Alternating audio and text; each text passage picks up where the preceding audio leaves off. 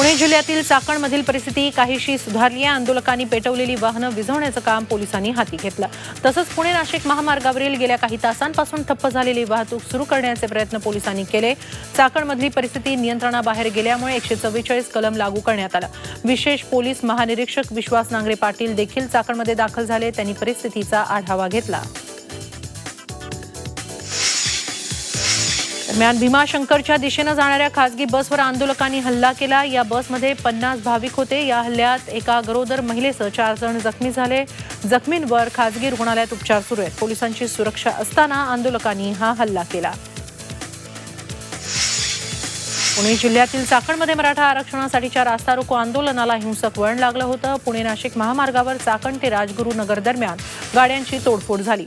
महामार्गावरील वाहतूक काही काळ ठप्प होती. खासगी आणि एसटीच्या गाड्या पेटवण्यात आल्या. गाड्यांची तोडफोडही करण्यात आली. दरम्यान चाकणमधील परिस्थिती पूर्वपदावर येत असतानाच राजगुरुनगरमध्ये आंदोलन पेटलं. पोलिसांवर दगडफेक आणि एसटी बस पेटवण्यात आली. राजगुरुनगरमध्ये तोडफोड आणि जाळपोळ सुरू असल्याची माहिती आहे. राजगुरुनगरकडे जाणारी पुणे नाशिक महामार्गावरील वाहतूक पोलिसांनी थांबवली.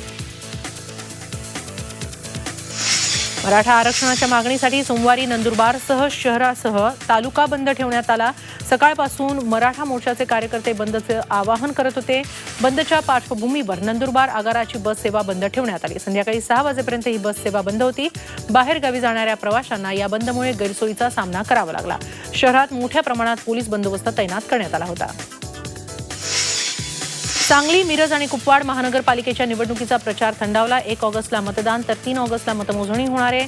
प्रचाराच्या शेवटच्या दिवशी सर्व पक्षांचा पदयात्रेवर भर होता. राष्ट्रवादीचे प्रदेशाध्यक्ष जयंत पाटील, युवक काँग्रेसचे प्रदेशाध्यक्ष आमदार विश्वजित कदम तर भाजपचे आमदार सुधीर गाडगीळ हे आपापल्या पक्षांच्या पदयात्रेत सहभागी झाले होते.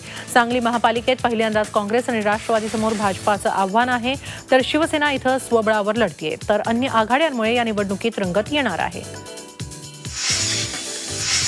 मराठा आरक्षणासाठी सोमवारी सोलापुरातही बंद पुकारण्यात आला. या बंदला चांगला प्रतिसाद मिळाला. सोलापूर पालिकेची परिवहन सेवा, एसटी सेवा, रिक्षा, बाजारपेठा, शाळा तसंच कृषी उत्पन्न बाजार समितीसह सर्व व्यवहार बंद होते. काही संघटनांनी मराठा आरक्षणाच्या मागणीसाठी शहरात मोर्चा काढला. सोमवारी सोलापूरसह नंदुरबार आणि पिंपरी चिंचवडमध्येही बंद पुकारण्यात आला. मराठा आरक्षणासाठी सोमवारी पुकारण्यात आलेल्या सोलापूर बंदला हिंसक वळण लागलं. आंदोलकांनी सहाय्यक पोलीस आयुक्तांच्या गाडीवर दगडफेक केली. त्यामुळे शहरात तणाव निर्माण झाला. मराठा समाजाला आरक्षण मिळावं या मागणीसाठी फलटणमध्ये मुंडन आंदोलन करण्यात आलं. गेल्या 4 दिवसांपासून फलटणच्या तहसीलदार कार्यालयावर ठिय्या आंदोलन सुरू आहे. आंदोलन तीव्र करत शेकडो आंदोलकांनी सामूहिक मुंडन केलं आणि शासनाचं श्राद्ध घातलं. लवकरात लवकर मराठा समाजाच्या मागण्या पूर्ण केल्या नाही तर अधिक तीव्र आंदोलन करण्याचा इशारा आंदोलकांनी दिला. मराठा समाजाला आरक्षण मिळावं या मागणीसाठी इतर मागण्यांसह कोल्हापुरात सकल मराठा समाजाच्या वतीनं बेमुदत ठिय्या आंदोलन सुरू आहे. आता मूक नाही ठोक मोर्चा अशी हाक देत दसरा चौकात गेले 6 दिवस ठिय्या आंदोलन सुरू आहे. आंदोलकांनी प्रतिकात्मक फास गळ्यात अडकवून सरकारचा निषेध केला.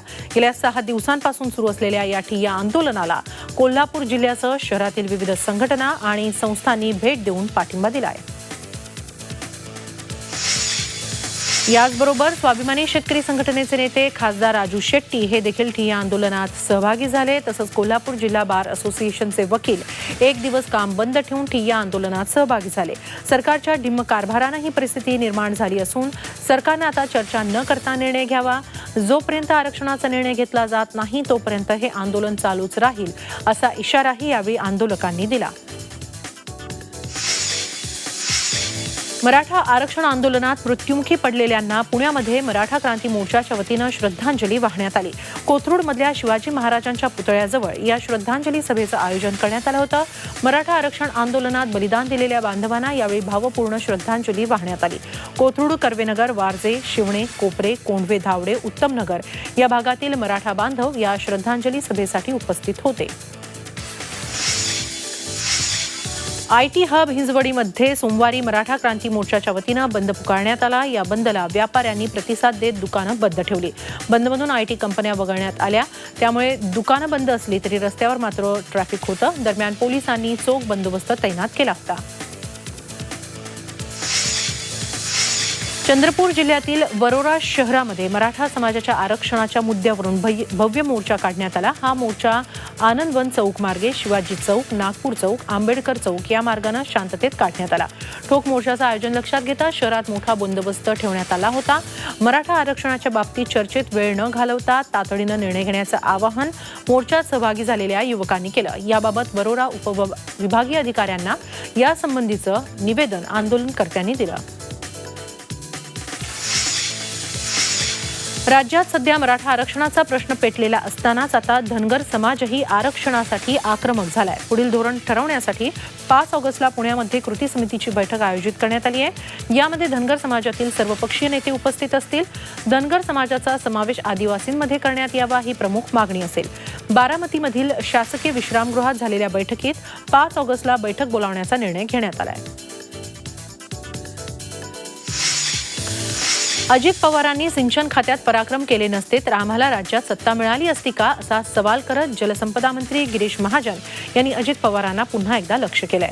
जळगाव पालिका निवडणुकीच्या प्रचारादरम्यान महाजन यांनी सिंचन घोटाळ्यावरून आघाडी सरकारवर टीका केली आहे।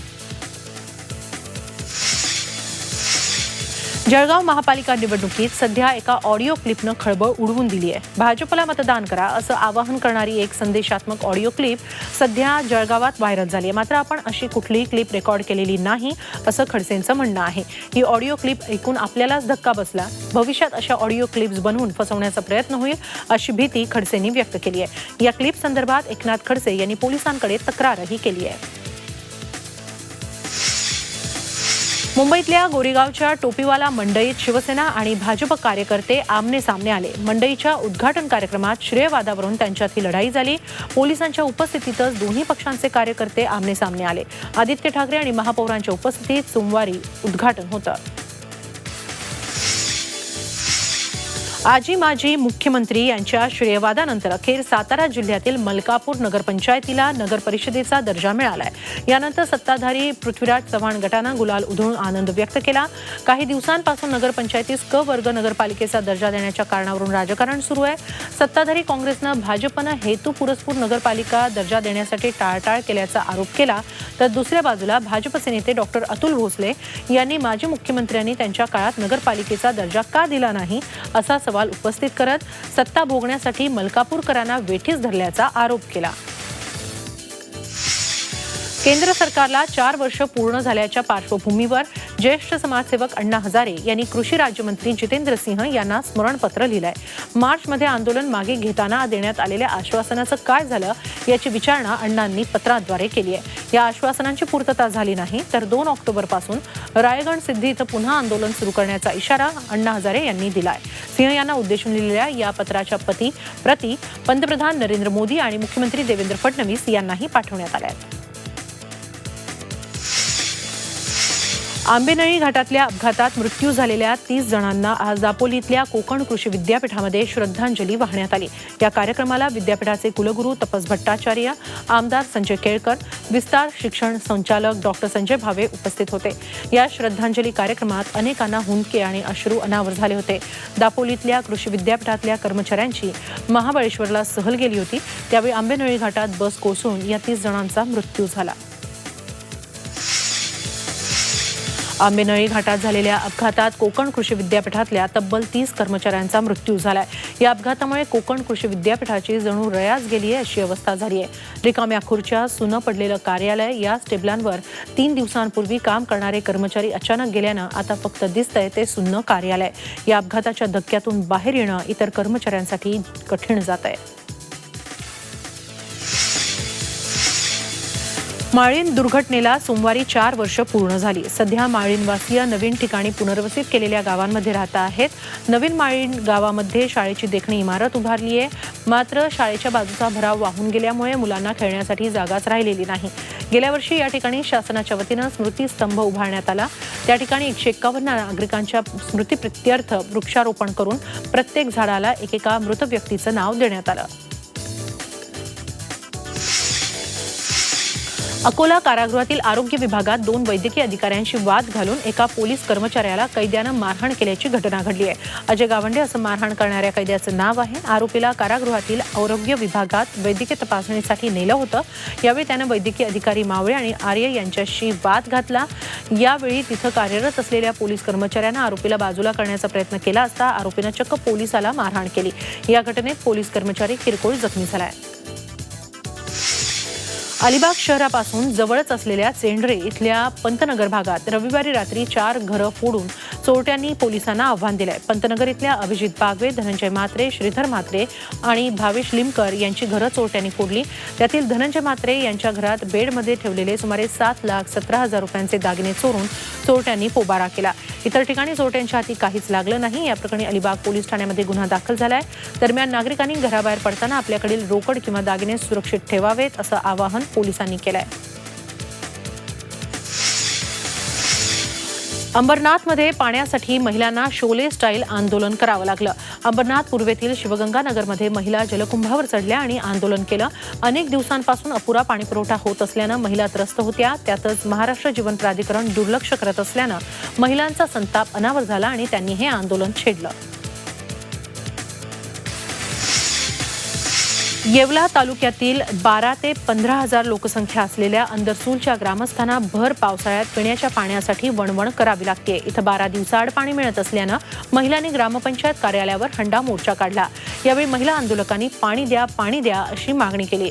विशेष म्हणजे पाणी योजनेमध्ये पाणी शिल्लक आहे, मात्र ग्रामपंचायतीकडे थकबाकी असल्यानं पाणी मिळत नसल्याचं चित्र आहे. अंदरसूल ग्रामपंचायतीकडे 11,85,000 रुपयांची पाणीपट्टी थकलेली आहे असं सांगत तरी देखील त्यांना मागणीनुसार पाणी सोडत असल्याचं सांगितलंय. सराफा दुकानात काम करणाऱ्या कर्मचाऱ्यानं दागिन्यांची चोरी केल्याचं स्पष्ट झालंय. गेल्या आठवड्यात पुण्यामध्ये रांका ज्वेलर्समध्ये चोरी झाली होती. ही चोरी दुकानातल्या अजय हेगडे यानं केल्याचं उघड झालंय. 26 जुलैला तो रात्री 1 वाजता मुंबईतून दागिने घेऊन पुण्यामध्ये पोहोचला होता. आपल्याला काही जणांनी मारहाण करून शस्त्र दाखवून लुटल्याची तक्रार त्यानं नोंदवली होती. मात्र पोलीस तपासात हा बनाव उघड झाला. डोक्यावरचं 12 लाखांचं कर्ज फेडण्यासाठी त्यानं हा बनाव रचल्याचं उघड झालंय. लुटीचा माल त्यानं गावी जमिनीत पुरला होता. सोनं तसंच प्लॅटिनमच्या दागिन्यांसह 28 मौल्यवान हिरे चोरीला गेले होते. सगळा ऐवज पोलिसांनी हस्तगत केलाय. यवतमाळच्या पुसद तालुक्यातील खंडाळा गावात वनगुन्ह्यातील गुन्हेगारांच्या घरांवर पुसद वनविभाग आणि पोलीस विभागानं छापा मारून मोठं सर्च ऑपरेशन राबवलं.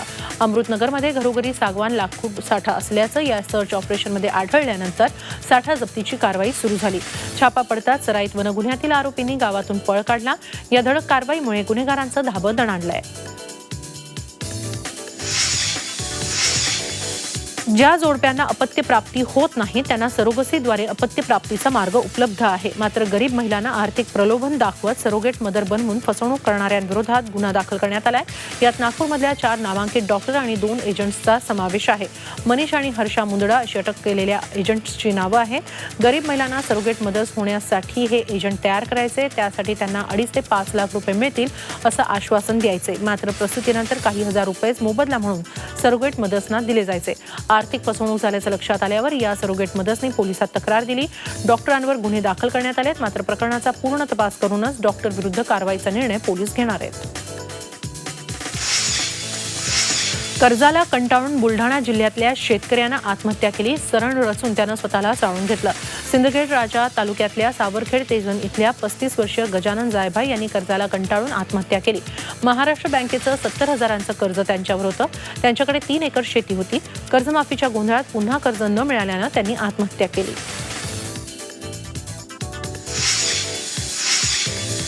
अवैध बनावट मद्य बनवणाऱ्या ठिकाणावर धाडी टाकत मोठ्या प्रमाणात बनावट मद्य जप्त करण्यात आलंय. भंडारा जिल्हा राज्य उत्पादन शुल्क विभागानं ही कारवाई केली आहे. या प्रकरणी एका आरोपीसह 1,14,750 रुपयांचा मुद्देमाल जप्त करण्यात आलाय.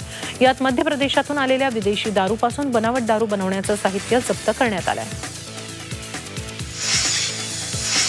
सेल्फी काढण्याच्या नादात 2 मुलींचा नदीत बुडून मृत्यू झाल्याची घटना गोंदियात घडली. युवा परिवर्तन रोजगार प्रशिक्षण येथील 9 विद्यार्थिनी सहलीसाठी बाग नदीजवळील कोरणी घाटावर आल्या होत्या. मेघा सहारे आणि सामता न्यायकरे या 2 विद्यार्थिनींना नदीकाठी पाण्यात सेल्फी काढण्याचा मोह आवरला नाही.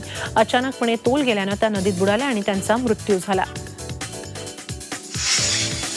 डोंबिवलीमधून धक्कादायक बातमी. क्षुल्लक कारणावरून एकाची हत्या करण्यात आली आहे. सखाराम नगर परिसरात ही धक्कादायक घटना घडली आहे. एका तरुणानं नोकरीच्या संधीबाबत व्हॉट्सअपवर एक मेसेज टाकला होता. मात्र या मेसेजमुळे दुसऱ्या एका तरुणाचं नुकसान झालं. यावरून दोन तरुणांमध्ये सुरू झालेल्या वादाचं रूपांतर पवार विरुद्ध जोशी गट अशा वादात झालं. या वादात जोशी गटावर लाठ्या काठ्या तलवारीनं हल्ला करण्यात आला. यात कुंदन जोशी याचा मृत्यू झाला तर त्याचा मोठा भाऊ गंभीर जखमी झालाय. या प्रकारानंतर डोंबिवलीमध्ये पुन्हा एकदा गँगवॉर सुरू झाल्याचीही भीती व्यक्त होऊ लागली आहे. पोलिसांनी या प्रकरणी हत्येचा गुन्हा दाखल करत 4 जणांना ताब्यात घेतलंय. विद्याविहार इथल्या गावदेवी ग्रामस्थ मंडळाच्या मंदिरात चोरी झाली. या चोरी प्रकारानंतर परिसरात भीतीचं वातावरण निर्माण झालंय. चोरानं मंदिरात असलेल्या 2 दानपेटीतील पैसे चोरून नेलेच. शिवाय या मंदिराच्या पुजाऱ्याच्या घरीही चोरी करत मोठा हात मारला. घाटकोपर पोलीस ठाण्यामध्ये या प्रकरणी तक्रार देण्यात आली असून पोलिसांनी तपासाला सुरुवात केली आहे. एकूणच घाटकोपरमध्ये चोरी लुटमार हल्ले होत असल्यानं कायदा सुव्यवस्था सांभाळणाऱ्या पोलिसांच्या कार्यक्षमतेवरही प्रश्नचिन्ह निर्माण झालंय. गुरुपौर्णिमा उत्सवात शिर्डीच्या साईबाबांच्या चरणी 6,66,00,000 रुपयांचं दान प्राप्त झालंय. साईंच्या देणगीत गेल्या वर्षीच्या तुलनेत 1,14,00,000 रुपयांची वाढ झाली आहे. साईंना गुरु मानत साई चरणी भरभरून दान देण्यात आलंय. पंढरपुरातल्या विठ्ठल रुक्मिणी मंदिरात आषाढी यात्रा काळात 2,90,44,000 रुपयांचं उत्पन्न जमा झालंय. गेल्या वर्षीच्या तुलनेत यंदा 22 लाखांची वाढ झाली आहे. यावर्षीच्या यात्रा काळात 7 लाख भाविकांनी पदस्पर्श दर्शन घेतलं तर 11 लाख भाविकांना मुखदर्शनाचा लाभ मिळाला. मुंबई कोकणातील सर्व दशावतार कलावंतांनी दशावतार हितवदक नाट्य संस्थेची स्थापना केली. खासदार विनायक राऊत यांच्या हस्ते शिवाजी मंदिर नाट्यगृहात या नाट्य संस्थेची स्थापना झाली. या प्रसंगी संस्थेचे अध्यक्ष आशिष गावडे उपस्थित होते. मुंबईतील 14 दशावतार कंपनीचे मालक आणि अनेक मान्यवर यावेळी उपस्थित होते. डोंबिवलीमध्ये दिव्यांग मुलांसाठी छत्र्या रंगवण्याची कार्यशाळा पार पडली. या कार्यशाळेत मुलांच्या सुप्त कलागुणांना वाव देण्यासाठी त्यांना चित्र आणि कलाकुसर रेखाटण्याचं प्रशिक्षण देण्यात आलं. डोंबिवलीच्या शुभमंगल हॉलमध्ये पार पडलेल्या या कार्यशाळेत अस्तित्व शाळा, संवाद प्रबोधिनी, क्षितिज शाळा, रोटरी स्कूल फॉर डेफ या शाळांची एकूण 30 मुलं सहभागी झाली होती. इंटरव्ह्यू क्लब ऑफ डोंबिवली पश्चिम यांच्या वतीनं या कार्यशाळेचं आयोजन करण्यात आलं होतं. यावेळी दिव्यांग मुलांनी सप्तरंग आपल्या छत्रीवर उतरवले होते. शालेय क्रिकेटमध्ये तब्बल 1,009 रन्स करून विश्वविक्रम करणारा कल्याणचा प्रणव धनावडे आता विद्यार्थ्यांसाठी प्रेरणादायी ठरणार आहे. कारण प्रणवच्या या विश्वविक्रमावर सीबीएसई अभ्यासक्रमात धडा समाविष्ट करण्यात आलाय. इयत्ता 3रीच्या हिंदीच्या पुस्तकात हा धडा घेण्यात आला असून त्याच्या प्रवासातून विद्यार्थ्यांना प्रेरणा मिळणार आहे. ज्येष्ठ अभिनेत्री सुलोचना दीदी यांचा आज वाढदिवस. ब्लॅक अँड व्हाईट ते रंगीत अशा भारतीय सिनेसृष्टीच्या प्रवासाच्या साक्षीदार असलेल्या सुलोचना दीदींनी आज 90व्या वर्षात पदार्पण केलंय. कोल्हापूरच्या जयप्रभा स्टुडिओतून भालजी पेंढारकर यांच्या मार्गदर्शनाखाली दीदींचा सिनेसृष्टीतला प्रवास सुरू झाला. अभिनयाच्या या अनोख्या प्रवासाला यंदा तब्बल 75 वर्षही पूर्ण झाली आहेत. झी24 तासच्या संघर्षाला हवी साथ या उपक्रमाला समाजाच्या सर्व स्तरांतून मदतीचा ओघ सुरू झालाय. कुटुंबातील संकटावर मात करत 10वीच्या परीक्षेत उल्लेखनीय यश मिळवलेल्या विद्यार्थ्यांच्या संघर्ष कथा आम्ही समाजासमोर आणल्या आहेत. त्या पाहून मुलांसाठी आर्थिक मदतीचे हात आता पुढे येत आहेत. पुण्यातील श्री लक्ष्मी दामोदर फाकटकर चॅरिटेबल ट्रस्टतर्फे या सर्व मुलांना भरघोस मदत देण्यात आली आहे. भारतीय जवानांना राख्या पाठवण्याच्या झी24 तासच्या धागा शौर्याचा राखी अभिमानाची या उपक्रमाला मनमाडच्या गुड शेफर्ड स्कूलच्या विद्यार्थ्यांनी उत्स्फूर्त प्रतिसाद दिला. शेकडो विद्यार्थ्यांनी यावेळी पत्ररूपी राखी भारतीय सैनिकांना पाठवली. झी24 तासच्या या उपक्रमामुळे विद्यार्थ्यांमध्ये देशभक्तीची भावना निर्माण होण्यास मदत होणार आहे. त्याबद्दल शाळेच्या शिक्षकांनी उपक्रमाचं कौतुक केलं. झी24 तासच्या धागा शौर्याचा राखी अभिमानाची या उपक्रमात मुलुंडच्या सौ राणी लक्ष्मीबाई विद्यालयातील 8वीच्या विद्यार्थ्यांनी सहभाग घेतला. देशाचं रक्षण करण्यासाठी सीमेवर तैनात असणाऱ्या आपल्या सैनिक बांधवांना विद्यार्थ्यांनी पत्ररूपी राखी पाठवली आणि सैनिकांप्रती आपल्या भावना पत्रातून व्यक्त केल्या. दिवस असो वा रात्र कुठल्याही परिस्थितीत आपले सैनिक हे शत्रूशी 2 हात करण्यासाठी तयार असतात. जीवाची बाजी देखील लावतात. अशा शूर जवानांचं कौतुक आणि त्यांचा आदर आपल्याला असायला हवा असं मनोगत यावेळी विद्यार्थ्यांनी मांडलं. गणपती उत्सव म्हणजे कोकणच्या चाकरमान्यांचा अत्यंत जिव्हाळ्याचा सण. किंबहुना एसटी गणपती उत्सव व कोकणचा चाकरमानी यांचं एक अतूट नातं आहे. यंदाच्या गणेशोत्सवात मुंबईतील चाकरमान्यांना त्यांच्या कोकणातील गावी सुखरूप सोडण्यासाठी एसटीनं 2225 बसेसची सोय केली. येत्या 9 ऑगस्टपासून संगणकीय आरक्षणासाठी या जादा बसेस लावण्यात आल्या आहेत. तसंच ग्रुप बुकिंगला 1 ऑगस्टपासून सुरुवात करण्यात येणार आहे.